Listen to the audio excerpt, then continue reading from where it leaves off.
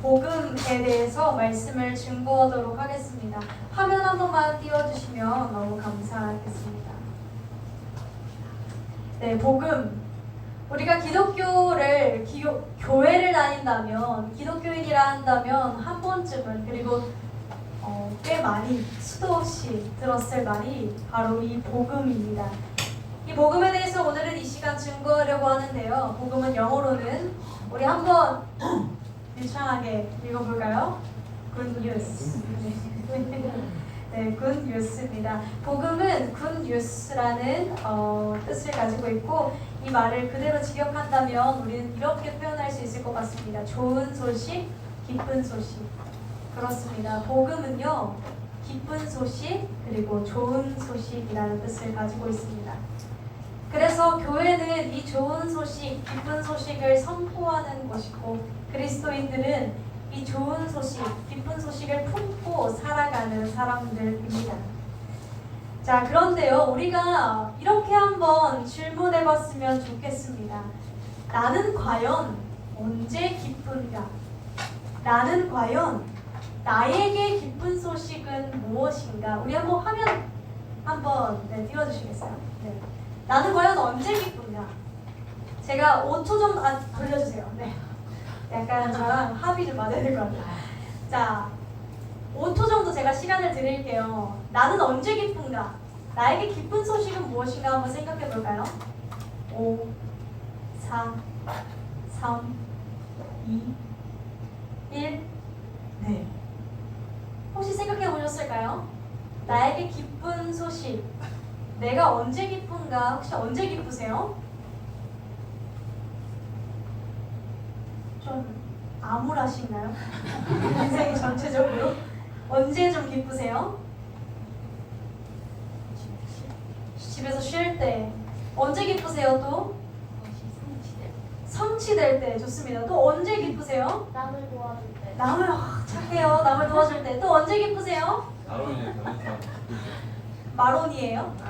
나로 인해. 나로 인해 다른 사람이 기쁠 때. 좋습니다. 또 있으세요? 이쪽에 있으실까요? 먹을 때. 좋습니다. 또 있으세요? 네? 입금될 때. 돈이 입금될 때. 역시 사회인입니다. 자, 여기 한번 제가 생각을 해봤어요. 저는 나는 언제 기쁜가 했을 때, 여름 휴가 갈 때 너무 기쁜 것 같아요. 휴가 갈 때. 그리고 주문한 물건이 쿠팡 새벽 배송으로 눈 딱 뜨면 집 앞에 와 있을 때. 전 너무 좋더라고요. 자, 그리고 또 뭐 있을까요? 전 라면에 이렇게 해서 육개장 밤에 꼭 11시쯤, 12시쯤 철야 예배 끝나고 가서 먹는 육개장이 너무 맛있는 것 같아요. 김치 우동도 너무 맛있고요. 그리고 치킨 너무 맛있죠. 또 있을까요? 또 한 번 넘겨볼게요.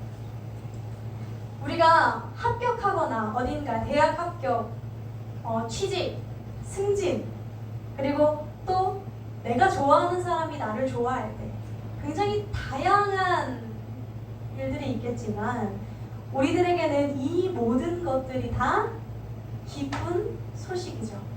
좋은 소식이에요. 자, 그런데 성경이 말하는 기쁜 소식, 성경이 말하는 좋은 소식이 사실 생각해봤을 때 이런 느낌일 것 같지는 않아요. 그렇죠? 그래서 우리가 한번 봐볼게요. 성경은요, 정말 수없이 많이 이 복음에 대해서 이야기합니다. 한 장 넘겨주시겠어요?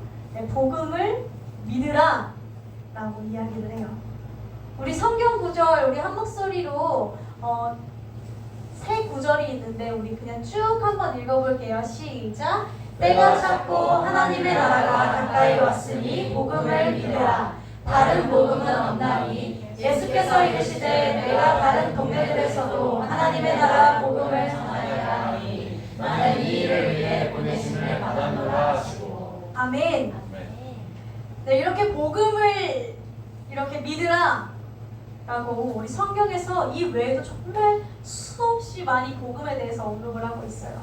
자, 그런데 이 복음을 이야기할 때마다 옆에 딸려오는 단어가 있죠. 혹시 눈치 조금 빠르신 분들은 아셨을까요? 하나님 나라가 짝꿍처럼 이렇게 붙어 있어요. 하나님께서 이 복음은 다른 건 없어 라고 말씀을 하시면서도 이 복음의 짝꿍이 하나님의 나라라고 이야기를 우리들에게 해주고 있어요. 하나님의 나라, 하나님 나라 복음. 자, 이 하나님의 나라는 영어로는요 이렇게 표현할 수 있습니다. 한 장 넘겨주시겠어요? 하나님 나라, Kingdom of God.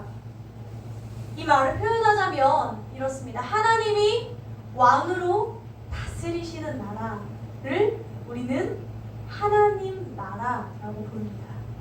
자, 뭐라고요? 하나님이 왕으로 다스리시는 나라. 자, 하나님 나라, 하나님이 왕으로 다스리시는 나라의 기쁜 소식. 그 무엇이냐면요, 우리들에게 복음은 무엇이냐면 이렇게 표현해 줄 수 있습니다. 하나님이 나를 다스리신다. 하나님이 나의 왕이 되신다. 하나님이 나를 통치하신다 라는 소식이 이 복음이라는 것입니다. 하나님께서는요 이렇게 말씀하십니다. 나와 관계를 맺고 사랑하며 살자. 하나님께서는 자신의 사랑 안으로 자신의 나라로 기꺼이 우리를 초대하십니다. 자, 그런데 우리는요 이 통치를 좋아할까요? 거부할까요? 우리는 사실 꽤 많은 경우가 이 복음을 거부합니다. 왜냐하면 우리 안에는 이미 나를 다스리고 있는 왕이 있었기 때문입니다. 그 왕을 우리는요 성경에서는 죄성, 사단이라고 부릅니다. 우리 안에는 죄가 있고 그 죄가 나를 다스리고 있기 때문에 우리는 하나님이 나의 왕 되신다는 것을 거부한다는 것이죠. 굉장히 자연스러운 반응입니다. 그렇기 때문에 우리는요 이 복음에 대한 이야기를 들을 때 너는 죄인이고 회개해야 하며 하나님께로 여호와께로 돌아와야 해 라는 이 소식이 누군가에게는 굉장히 거리끼고 굉장히 불편한 이야기가 될 수 있다는 것이죠. 우리가 마치 이렇게 생각해보면 쉬울 것 같아요. 친구나 동료, 지인이 우리 집에 이렇게 오잖아요. 올 때 우리는 뭐 진심이든 예의상이든 이렇게 말하죠. 너 집처럼 편하게 있어 라고 얘기를 하죠. 편하게 있어 너 집처럼. 그러면 이게 환영한다라는 의미죠. 그런데 그 친구가 정말 자기 집처럼 하루, 이틀, 3일, 한 달 숙박비 내지 않고 월세 내지 않고 와서 다 어질러 놓고 매일 한다면, 정말 자기 집처럼 군다면 우리는 어떨까요? 네, 그 친구를 아마 비밀번호를 바꾸든 그 친구를 끊어내든 뭔가를 할 겁니다. 이게 왜 싫냐면요, 말은 그렇게 했지만 그 집의 주인은 누구예요? 나예요. 친구가 아니라 나기 때문에 싫은 거예요. 친구가 그 집의 주인이면 어지르고 살든 매일 들락날락하든 몇 시에 들어오든 상관이 없죠. 그런데 주인이 나니까, 말은 그래 너 집처럼 편하게 있어 라고 했지만 사실 그 집의 주인은 나기 때문에 불편하고 싫은 거예요. 내 집처럼 보는 게. 우리가 예수 그리스도를 믿게 되면은요 이런 질문을 받습니다. 당신은 예수 그리스도를 믿으시겠습니까? 당신은 예수 그리스도를 마음에 영접하시겠습니까? 당신은 예수 그리스도를 구주로, 주인으로 받아들이시겠습니까? 이런 질문을 한단 말이죠. 이때 우리는 너무 쉽게 네, 그렇게 하겠습니다. 예수님을 나의 주인으로 모시고 살아가겠습니다 라고 이야기를 하죠. 그런데 막상 예수님이 하루, 이틀, 3일, 한 달 예수님 마음대로 인테리어를 바꾸고 예수님 마음대로 뭔가 리모델링을 하고 예수님 마음대로 집을 꾸며나가기 시작하는 순간 우리들은요 불편해한다는 겁니다. 왜요? 아직 나는 내가 죄성이 남아있는 내가 주인이라고 생각하기 때문입니다. 또 싫은 거예요. 부담스러워져. 이것은 비단 나만 그리고 우리들에게만 있는 일들은 아닙니다. 오늘만의 일도 아니고요. 우리가 정말 재미있는 것은 이 성경 전체에 걸쳐서 인간이라는 존재는 인간의 욕심은 끝이 없었고 늘상 실수를 반복했기 때문에 늘 똑같이 나의 모습을 그대로 이 성경에서 발견할 수 있게 됩니다. 네, 그래서요 오늘은요 호세아서 말씀이지만 성경 좀 전권에 걸쳐서 제가 좀 스토리텔링으로 훅 한번 가보려고 해요. 복음인데요. 먼저 첫 번째로는요 하나님의 팔로우입니다. 하나님의 선팔이죠. 인스타그램 하시나요? 아쉽네요. 하나님의 친구 추가로 하겠습니다. 하나님의 번호 따기. 연세가 더 있으신 분들이 있어서 이제 어떻게 될지 모르겠어요. 제 연령대는 이게 끝이에요. 하나님의 선팔입니다. 하나님이 먼저 친구 추가를 꼭 누른 거예요. 우리들에게. 어떻게 하셨냐? 요한일서 4장에 보면요. 하나님은 사랑이시라라고 등장해요. 하나님은 사랑이시라. 사랑은요. 혼자 하나요? 사랑 혼자 하시나요? 사랑은 보통 누군가 상대가 있을 때 할 수 있습니다. 그래서 하나님은 하나님, 예수님, 성령님 이 삼위일체의 하나님이 온전한 완벽한 삼각형을 이루어 온전한 관계로 사랑하셨습니다. 근데 그분들이 사람을 창조하기로 마음을 먹으실 거예요. 왜 창조하기로 마음을 먹으셨냐? 나와 사랑을 나눌 사람이라는 관계를 만들기 위해서 사람을 창조하십니다. 자, 이렇게 하나님께서요 태초에 천지를 창조하시기 시작했습니다. 창세기 2장이 굉장히 재밌는 얘기가 나오는데 하나님께서 사람을 지으실 때예요. 그리고 세상을 지으실 때 이런 표현이 등장합니다. 하나님께서 에덴의 동산을 창설하실 때 사람을 짓기 전에는 아무것도 하지 않으시는데 사람을 짓기 위해서 초목이 자라나게 하시고 사람을 짓기 위해서 그곳에 여러 생물들을 두시며 사람을 그곳에 두기 위해서 비도 내리게 하십니다.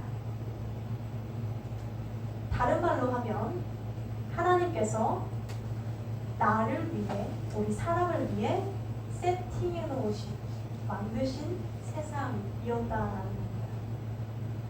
이 세상을 만들어 주셨는데요. 사랑하자라고 우리들에게 먼저 건네셨습니다. 자, 그런데 아쉽게도 사람이 정말 안타깝게도 사람은 어떻게 하죠? 사람은 하나님을 배신했습니다. 자, 왼쪽은 뭘까요? 맨 왼쪽은 뭔가 선악과 같고요. 두 번째는 뭘 것 같으세요? 노아의 방주 같고요. 마지막은 뭘 것 같으세요? 바벨탑 같아요. 자, 이 어마어마한 이 세 개의 이야기가 어디에서 나오냐면요. 단 창세기 1장에서 11장 사이에 이 세 가지가 다 벌어집니다. 이 모든 일들이 그 짧은 11장 속에 다다다다 이어져요. 하나님께서 맨 먼저 아담과 하와를 만드셨습니다. 아담과 하와를 만드셨는데 이들에게 딱 하나 약속하셨어요. 에덴 중간에 있는 선악과만 따먹지 말아라 라고 말씀하세요. 다른 건 다 너 맘대로 해 말씀하세요. 근데 아담과 하와가 어떻게 해요? 어깁니다. 어겨요. 한 번 배신했습니다. 자, 두 번째. 또 그리고 하나님께서 가죽옷을 잘 입혀가지고 얘네들을 보내주셨어요. 자, 그런데 이 사람이 창세기 6장에 보면 이렇게만 말씀하십니다. 여호와께서 죄악이 세상에 가득함과 그의 마음으로 생각하는 모든 계획이 항상 악할 뿐임을 보시고 땅에 사람 지으셨음을 한탄하사 마음에 근심하시고. 두 번째로 모든 사람들이 하나님을 배신했습니다. 그래서 하나님이 지면을 쓰시고 의인 한 사람 노아를 남겨두십니다. 사실상 노아를 한 명 노아를 남겨두신 것은 인간에게 기회를 주신 거였어요. 그리고 얼마 지나지 않아서 창세기 11장입니다. 11장에 사람들이 말하기 시작합니다. 우리가 탑을 쌓고 우리가 하늘 높이 쌓아서 우리들의 이름을 드러내자 라고 세 번째 하나님을 배신합니다. 이때 하나님께서는 그 마음에 한탄하시고 모든 이들을 흩으십니다.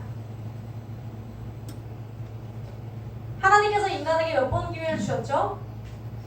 네, 전 인류에 3번 기회를 주셨습니다. 네, 이러고 나서 바벨탑까지 딱 땡치자 하나님께서 마음을 먹으세요. 아, 전 인류 한 번에 말고 한 사람, 한 민족, 한 가족을 본보기로 세워서 나와 나의 백성으로 삼고 어떻게 사는지를 보여주고 다른 전 민족들이 그 한 민족을 보고 회복되어지게 하자. 본보기 삼자. 그래서요, 창세기 1장에서 11장까지는요, 전 인류를 대상으로 이야기가 펼쳐진다면 12장에서 딱 한 사람 등장합니다. 누구 등장하죠? 아브라함 등장합니다. 아브라함이 딱 등장하고 그때부터 이야기가 아브라함, 이삭, 야곱, 요셉 한 가족을 중심으로 이야기가 펼쳐지기 시작합니다. 그리고 이 아브라함의 후손들이 세운 나라가 이스라엘이었습니다. 꽤 많은 사람들이 저한테 이런 걸 물어봅니다. 왜 우리는 이스라엘의 신을 믿어야 합니까? 라던가 왜 하나님은 굳이 이스라엘을 택하셨습니까? 라던가 사실상 이 이야기로 설명을 할 수 있습니다. 자, 그런데요, 이제 이렇게 아브라함을 택하셔서 아브라함 딱 한 사람 택하셔서요, 이스라엘 택하셔서 하나님께서 이들을 구원해 내시고 우리 아시죠? 약속, 계명을 주십니다. 그 계명 이름이 뭐죠? 10계명을 주십니다. 10계명을 주시는데 이 10계명은 감사합니다.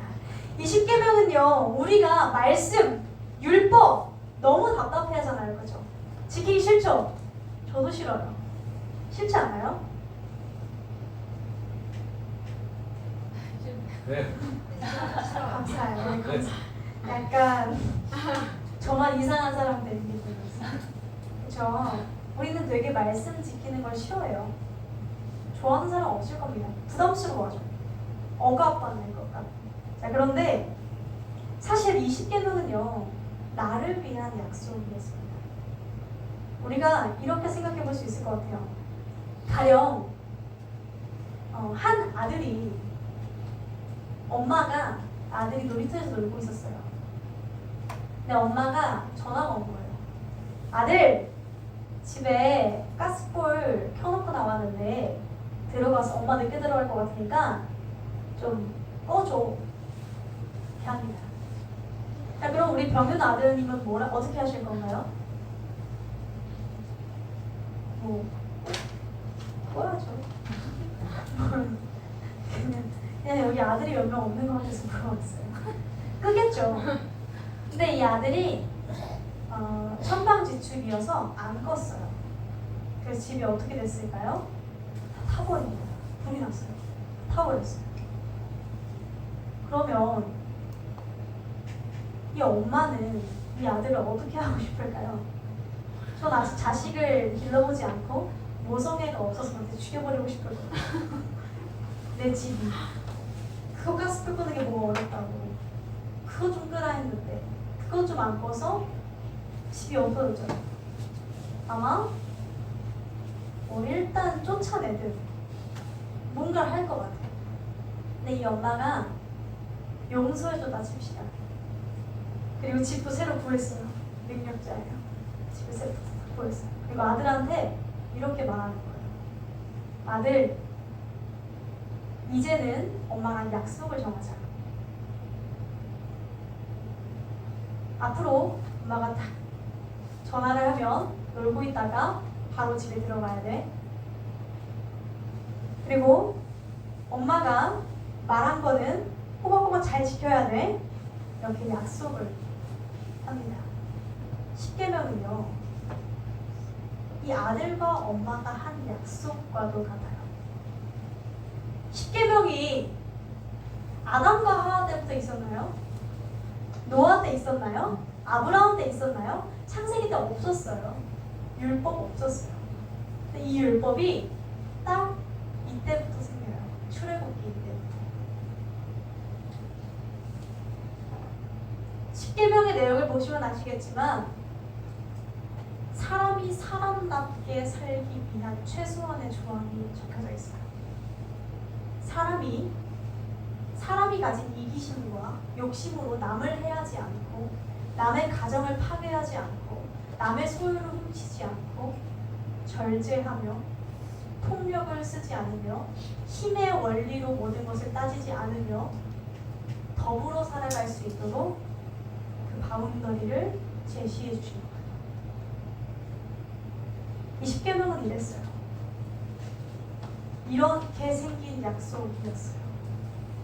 자, 그런데 우리 여기 보듯이 십계명 약속이 생겼는데도 이스라엘 백성들은 그 약속을 지키지 않았어요.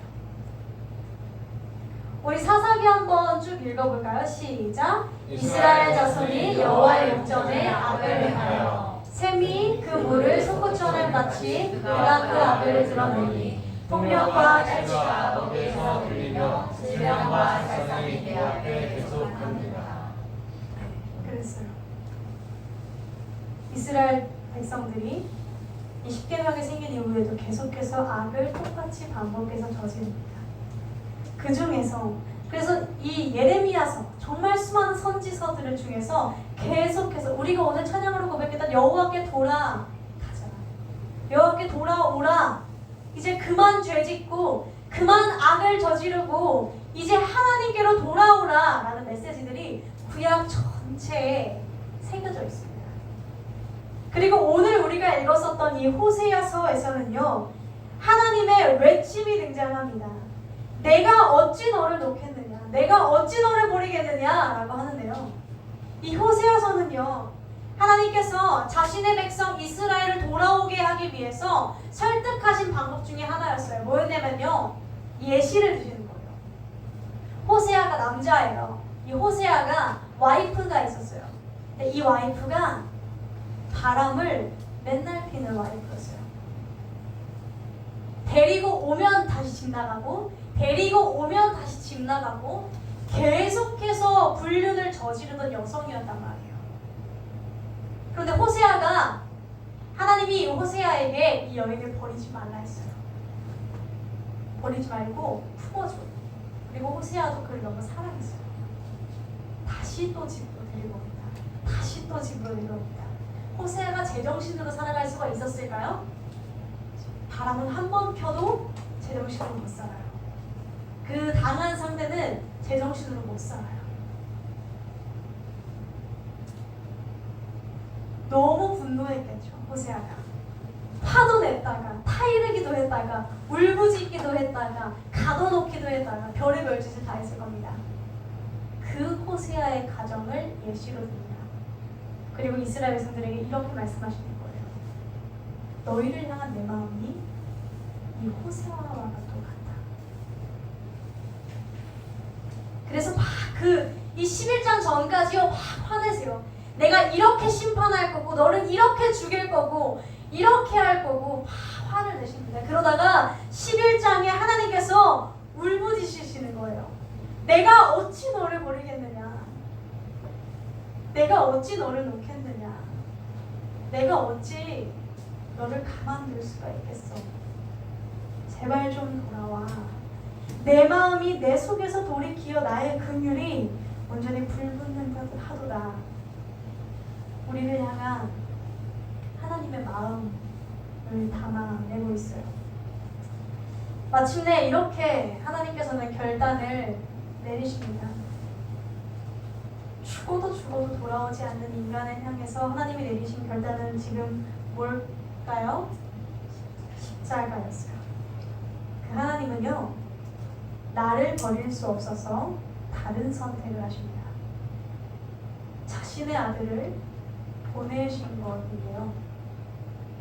사람의 죄, 나의 죄, 나라는 사람의 안에 있는 이 죄를 없앨 수 없음을 아시고,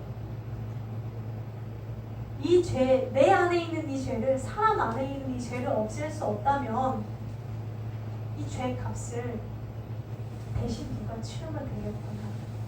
내 사랑하는 아들이, 그리고 하나님 자신이 치르면 되겠구나 라고 결단을 내리십니다. 그리고 그 예수 그리스도는 십자가에 달려 이미 돌아가셨고, 다시금 그 모든 죄값이 치루어졌기에 우리들에게 이렇게 말씀하시는 겁니다. 죽을 수밖에 없는 너희를 대신하여 내 아들이 죽었으니 이제 그 예수를 믿고 나에게 돌아오라. 그 복음을 믿으라. 그래서 그 지옥에서, 그 죽음에서 벗어나 참된 행복과 참된 기쁨과 그 복음을 누리며 살아가자. 그것이 우리들에게 허락되어진 복음이라는 겁니다. 자, 그런데 이 복음, 이제 누가 물어보면 복음은 이런 거라고 꼭 얘기해 주세요. 자, 그런데 이런 생각이 듭니다.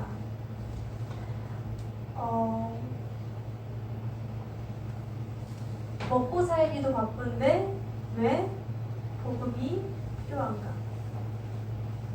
그래, 알겠어요.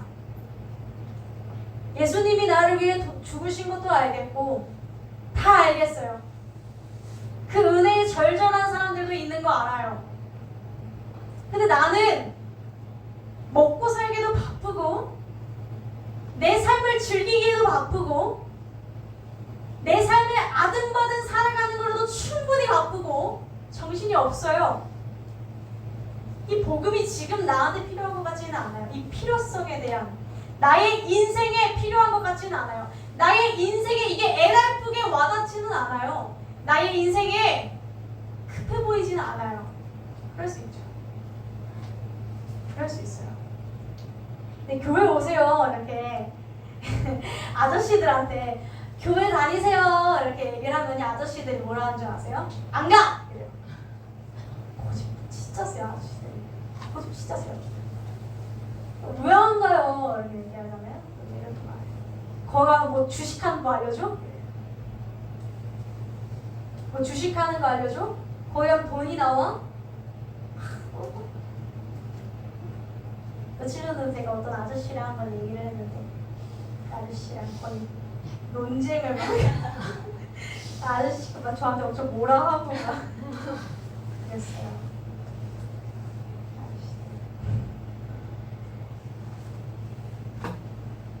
주식하는 법 알려주면 갈게 라고 하더라고요. 아쉽지만 전 주식을 못해요. 네, 그러면은 이 아저씨 인생에 지금 중요한 건 뭐예요? 주식. 좀 더 넓게 보면 돈. 이 아저씨한테 제일 급한 건 돈이에요. 자, 그래서 이 아저씨한테 너무 무거운 짐이 돈인 거예요. 이 돈이라는 짐이 너무 무거워서 이게 해결되지 않으면 교회 가고 싶지 않다. 이거 풀어주지 않으면 교회 가고 싶지 않다. 그러니까 뭐 그런 재정 관리하는 세미나는 들을 수 있고 유튜브 강의 들을 수 있고 하지만 교회는 다 쓰잘데기 없는 소리만 하고 맨날 갔더니 이상한 찬양 뭐 노래나 부르고 다 손들고 노래나 부르고 있고 다 쓸모가 없다는 거죠. 이렇게 얘기를 해요. 우리는요 각자 우리들의 삶이 꽤 진짜 바빠요. 여기 계신 분들이요, 저는 여기 계신 분들이 이제 아니까요. 알아요. 너무 바쁘시다는 걸 알아요. 알아요. 그리고 제가 알지 못하는 이면에 또 다른 바쁨과 고달픔들이 분명 계시겠죠. 자, 우리 옆 사람 보고 오늘아 고생했어 한번 얘기해줄까요? 오늘아 고생했어요. 오늘아 고생했어요. 네, 바쁘신데 주일날 오시느라 고생하셨습니다. 네, 고생하셨는데요. 자, 우리 삶이 먹고 살기 참 바빠요. 근데 성경에 먹고 살기 바쁜 진짜 두 사람이 있었어요. 제가 다른 인생을 많이 안 살아봐서 다른 예화는 없고 성경에서 예화가 있어요. 마태복음 4장인데요. 예수님이 갈릴리 해변에 걸으시다가 두 사람을 만나십니다. 베드로라는 사람이랑 안드레라는 사람을 만나세요. 우리 여기 아실 분들은 아실 거예요. 베드로, 안드레 직업이 뭐였을까요? 어부였어요. 어부. 우리가 지금 생각하면 어부는 어떤 사람이에요? 네, 맞아요. 그렇지만 약간 조금 바쁜 현대사회인이라고 보기에는 조금 저기 시골의 아저씨들 이렇게 하면서 이런 느낌이 조금 있죠? 그죠? 그렇지 않나요? 네, 맞아요. 아니요? 네, 맞아요. 자, 그런데 이때는요, 어부하잖아요? 진짜 연봉이 높은 상위층인 직업이었어요. 우리 막 그런 얘기 하잖아요. 바울은 똑똑했고 베드로는 무식해가지고 이런 얘기 하잖아요. 여러분, 전문직이었어요. 바울은 학자긴 했어요. 바울은 학자였는데 사실상 학자 그렇게 돈 많이 못 벌어요. 아시잖아요. 학자 별로 많이 못 벌어요. 자, 그런데 전문직이었어요. 심지어 갈릴리 해변은요, 웬만한 사람들은 거기서 버텨낼 재간이 없어요. 거기는 폭풍이 엄청 치는 곳이거든요. 엄청난 그 짬과 마이브와 죄송해요. 제가 갑자기 단어가 생각이 안 나서 이런 가벼운 단어들만 생각이 났어요. 제가 무슨 말을 하는지 아시죠? 연륜, 맞아요. 나만의 기술이 있는 사람들이에요. 이 베드로 안드레.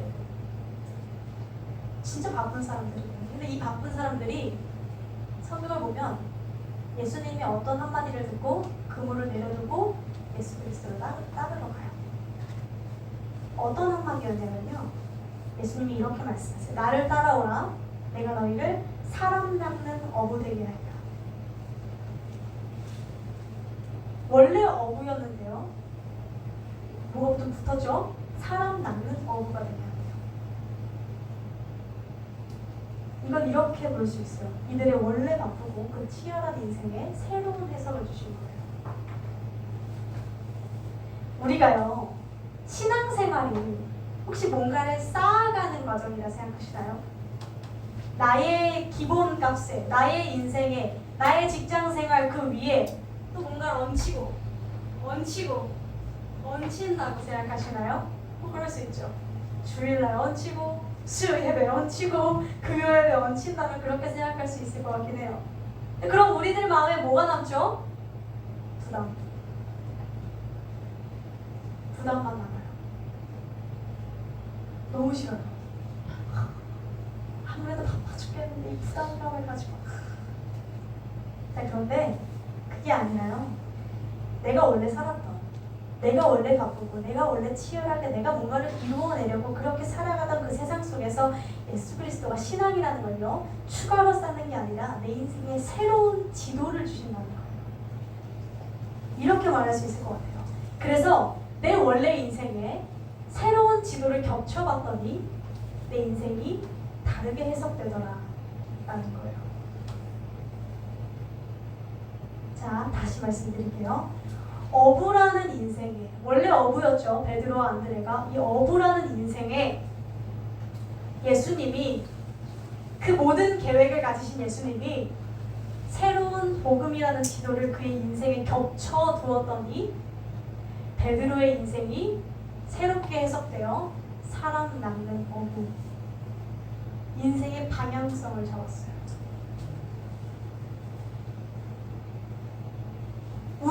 인생에 그 복음이 겹쳐질 때 우리는 새로운 시야가 생깁니다.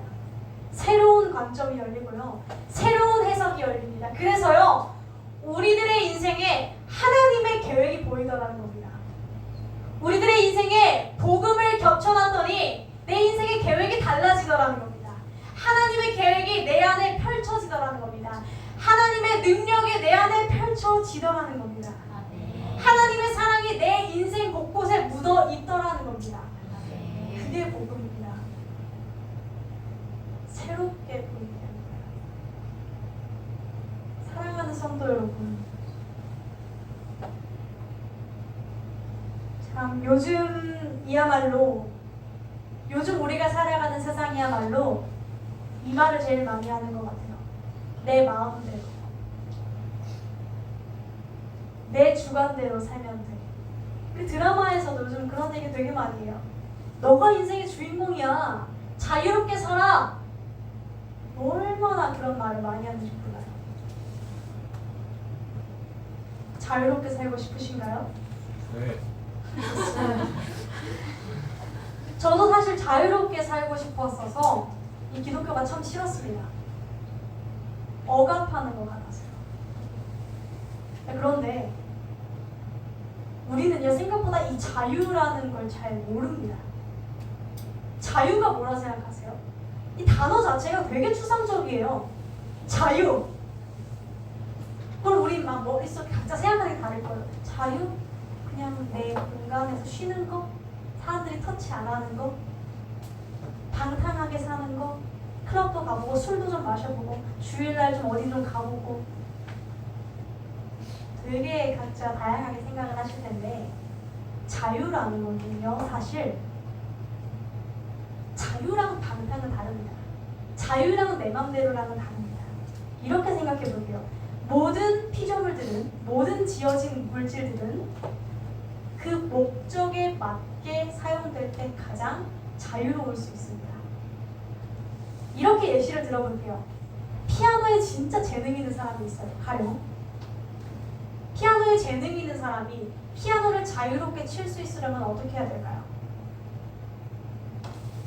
자유롭게 치기 위해서 민소리가 정답이에요. 연습을 정말 많이 해야 돼요. 10시간, 11시간 그 공간에 갇혀서 훈련을 거쳐야 그 사람은 피아노를 자유롭게 칠 수 있게 됩니다. 이 예화를 많이 들죠. 물고기. 물고기는 물에서 살 때 가장 자유롭다라는 이야기가 많죠. 물에서 살 때 가장 자유로워. 자신의 목적 안에 있을 때 가장, 목적에 맞게 살아갈 때 가장 자유로울 수 있다. 사람의 목적은 오직 하나님과 관계를 맺을 때 가장 평안하고 완전할 수 있기에 그 안에서 가장 자유로울 수 있습니다. 우리는 이 자유의 관점도, 인생의 관점도 모든 것이 바뀌어야 됩니다. 이 시야를 열리게 트이게 해주는 것이 복음입니다. 사랑하는 성도 여러분, 복음으로 인하여 하나님과의 관계가 온전하여질 때 우리는 비로소 세상이 줄 수 없는 평안을 얻습니다. 내 안에 성령이 계실 때 이 복음, 이 복음의 부르짖음에 우리가 응할 때 우리는 말로 형용할 수 없는 기쁜 소식을 내 삶에 누리게 되는 줄로 믿습니다. 아멘. 사랑하는 성도 여러분, 예수 믿으세요. 아멘. 하나님은 우리를 사랑하십니다. 아멘. 기도하겠습니다. 사랑이 많으신 주님, 감사합니다. 오늘 이 시간 복음에 대한 이야기를 함께 나누었습니다. 주님, 예수 그리스도의 그 복음, 우리가 어쩌면 너무나 익히 들어 잘 알고 있으나 우리들의 삶에 녹이지는 못하고 우리들의 삶에 참된 기쁨이 되지는 못하는 이 복음이 바로 구원이, 우리가 주님께 구할 때 우리들의 마음에 참된 기쁨으로 참된 복음이 되어질 수 있도록 허락하여 주시옵소서. 오직 예수 그리스도를 내 안에 사모하며 품으며 살아갈 수 있도록 허락하여 주시옵소서. 예수님의 이름으로 기도드렸습니다. 아멘.